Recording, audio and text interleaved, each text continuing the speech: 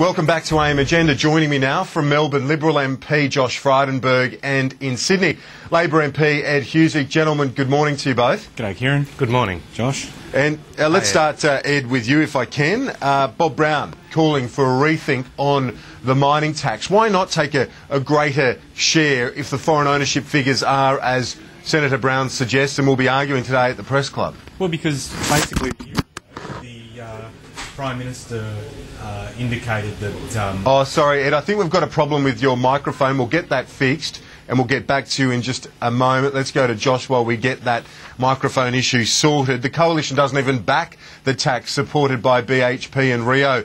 Josh, why shouldn't they pay a greater share to taxpayers of their own mineral resources? Look, just to make a few points here, Kieran. Firstly, Bob Brown is showing Julia Gillard who's boss. And the problem Julia Gillard has got is that her government is hostage to the Greens for the next 2 years. And that's why Bob Brown, now flexing his muscles, will give us a mining tax we do not need on his terms. Secondly, the companies that Bob Brown is saying are foreign owned include the BHP and Rio and others. Now, BHP has its headquarters here in Melbourne. BHP and Rio are both listed on the Australian Stock Exchange. They have millions of Australian shareholders who receive dividends from those companies, and both companies are big employers in Australia, and they put back more than 90% of their earnings into Australian projects, into paying company tax, into paying royalties. And they're willing to cop the tax. But they're willing to cop the tax. Why doesn't the Coalition take it? If those big companies say, OK, we'll pay this tax, the Coalition says, no, don't worry about it. No, they're already paying company tax and they're already paying royalties. And the problem with the mining tax is it was done without any consultation with the industry, and it introduced this concept of sovereign risk. And these foreign investors can go to other countries around the world where there is greater certainty, and they won't come to Australia and invest their money in these projects. And what you have to understand is in the resources sector, it's very cyclical. Sometimes you go for years without positive earnings, and in that time you're ploughing money into these projects, and then in some years you have good years, and it smooths out over time. And I think the third point here is that this report was prepared for the Greens by Naomi Edwards. Now, Naomi Edwards may be a good economist, and she's also probably a good comedian that goes under the name Dolly Putin, but she's also Bob Brown's economic advisor. So I say to you, Kieran, and all your listeners, how impartial is this Naomi Edwards really in preparing this report for Bob Brown, given her background as his economics advisor? All right. Well, Ed, let's get your thoughts on this today. Bob Brown, as we've said, is calling for a greater share for taxpayers from the mineral resources, their own mineral resources. And as I asked you initially, if the foreign ownership figures are as large as Senator Brown will assert today, doesn't he have a point?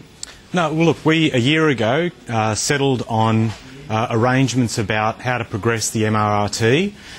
That is critical in terms of ensuring, for example, the benefits of what will come out of the minerals resource rent tax in terms of cutting company tax, in terms of providing a boost to super, and also helping fund infrastructure in mining towns so that the infrastructure spend that needs to occur in cities and regions, we don't draw out of that pool of money to fund what's required in the mining sector. But a number of points that I just wanted to pick up in terms of what Josh was saying with respect to, the fact that these mining companies pay company tax and also hang on a second. I know it's Wednesday morning, we're nearly over hump day, but just let me get my points out.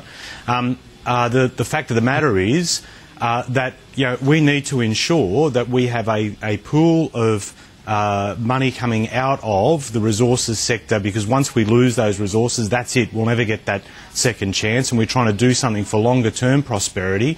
And don't have anyone come on this show, Kieran, saying that this has all been negotiated all of a sudden and we've taken this sudden hit in the mining sector, when Colin Barnett can do a $2 billion hit with royalties after complaining that the mining or the minerals resource rent tax was going to devastate WA. I mean, give me a break.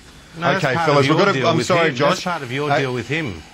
Gents, we're going to move on because we've got a few other issues I want to get to, and we're running out of time. I want to ask you about Josh, about this endorsement of the government's carbon tax plan by the head of the National Australia Bank, Cameron Klein. Quite a significant endorsement yesterday. He says far better alternative than the Coalition's direct action plan. Well, quite clearly the Australian public don't endorse Julia Gillard's carbon tax plan, and that's just reflected in the polls day in, day out. And the point is, she has bungled the carbon tax from start to finish, just like she's done with the pink bats and with the school halls and with the mining tax.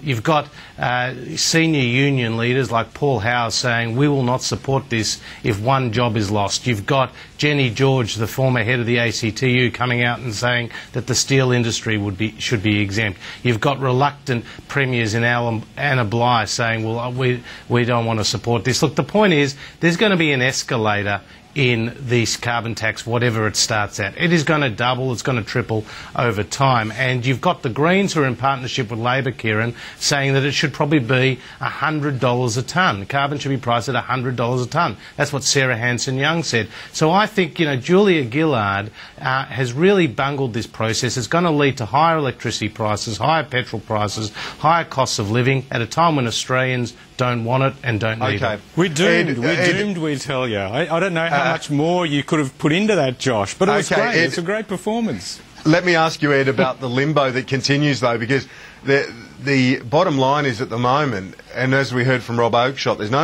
we don't have any clear indication on just when this is going to be announced, the detail and so on. What's the mood among your colleagues, given that this limbo continues? It must be very tough to be prosecuting this case without that information in your electorates. Oh, well, I mean, you've got the grim reaper of Australian politics in Tony Abbott right now. Everywhere he turns up, an industry dies. I mean, that's what he's going around. Who's negative now? Who's negative now? Well, I mean, I'm just reflecting. I'm trying to be objective here, Josh, reflecting on Tony Abbott's role in this debate. I mean, seriously, every time he turns up...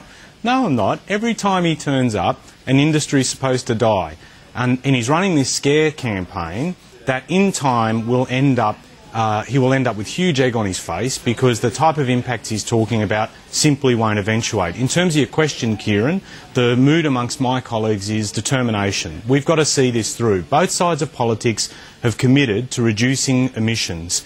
What we're trying to do is ensure that we have a market mechanism that will see a price put on carbon, and that we move to a system where the market will help address this issue and help us cut pollution and ensure we have a better future for the people that follow us. All right. The other side of politics, hang on, just quickly, I'll end on this. The other side of politics, the sultans of subsidy, want to see a massive transfer of cash from the taxpayer to polluters, which ain't right. Okay, on the IR debate, Josh, Tony Abbott strengthened his language yesterday, said the Coalition would have a strong and effective policy on IR before the election based on what works, not on ideology. This was under pressure from Peter Reith, wasn't it? Do you welcome it? Look, absolutely welcome it, and you know, I've spoken in the Parliament before about how what we're seeing out in the workplaces emboldened unions under the Fair Work Act striking wage claims without the commensurate productivity gains, and we saw that in the Wonthaggi desalination plant. No, look, why did it take Peter Reith to bring this out of Tony Abbott? This issue's been under review. Tony Abbott is absolutely focused on this issue, and his comments yesterday about a strong and effective policy are great. And we talk about scare campaigns. I mean, there we have Ed Husic, who's the former national president of a major Australian union. He's going to be salivating at the thought of this is coming back with work, the Coalition's coming back with work choices. We are not doing that, and what we are saying is we want to see more flexible workplaces, because the Australian economy needs it and productivity will be better for it. Well, Ed, isn't it just simplistic for the Labor Party then to respond to that argument, which is also being prosecuted by the Australian Industry Group? The AIG wants amendments to the Fair Work Act. They made that call yesterday. And yet Labor simply resorts to the Work Choices scare campaign at every mention of workplace reform. It's a little bit simplistic, is it not? No, because at the heart of Work Choices fundamentally were two things: a commitment to individual contracts and a commitment to watering down unfair dismissal laws, and they don't care what name they call it. That effectively lies at the heart of what they're saying. I mean, Josh mentioned Parliament. Last week in Parliament we heard the reference to this group of MPs that are hankering on the Coalition side to advance this case. They call them a ginger group. I call them the Balaclava Knitting Circle that get misty-eyed thinking about great with the quotes today. What time did you get up this morning? What time did you get up this morning to scribble a few down? You don't like it in the big leagues. I mean, they got this Balaclava Knitting Circle that gets misty-eyed about when you just sort of dispute out, instead of using a commissioner, you'd use an Alsatian. I mean, effectively, they don't want to have an independent umpire that sorts out industrial disputes. When they say they talk about negotiating through individual contracts, I mean, let's go to the heart of it, Josh. I mean, let's talk about productivity in the workplace. Let's talk about productivity in the workplace. I would, but you keep 1.8% in the March quarter. You keep interrupting me. I'm sorry I keep interrupting your interruption, but there are 2 points. We need a stopwatch on your answers. One is individual... Just quickly, Ed, wrap it up and we'll get Josh to respond. Well, I don't know, Kieran. I can't talk because I get interrupted by both you and him. OK, just wrap up your answer if you can, please. Well, effectively, like I said before, their policy is either about individual contracts, reducing the protections on working conditions or employment, and reducing the involvement of independent parties to try and resolve disputes. I don't care how they dress it up. That's what they believe in. You can come up with whatever brand you want. Josh, just quickly, we're almost out of time. Your response to Ed. Look, just like the Greens have been driving the mining tax and the carbon tax, the unions are driving Labor's industrial relations policy. We've got businesses, big and small, calling out for reform in this area. We've now got the Australian Industry Group, we've got the Australian Chamber of Commerce, we've got the productivity down 1.8% in the March quarter. Something needs to be done, and Ed and Labor are going to have to face up to the reality that our workplaces are less productive. Thank you. All right, Josh Frydenberg, Ed Husic, appreciate your time both this morning on a feisty Wednesday morning. Appreciate it. Good on you, Kieran. Thank you.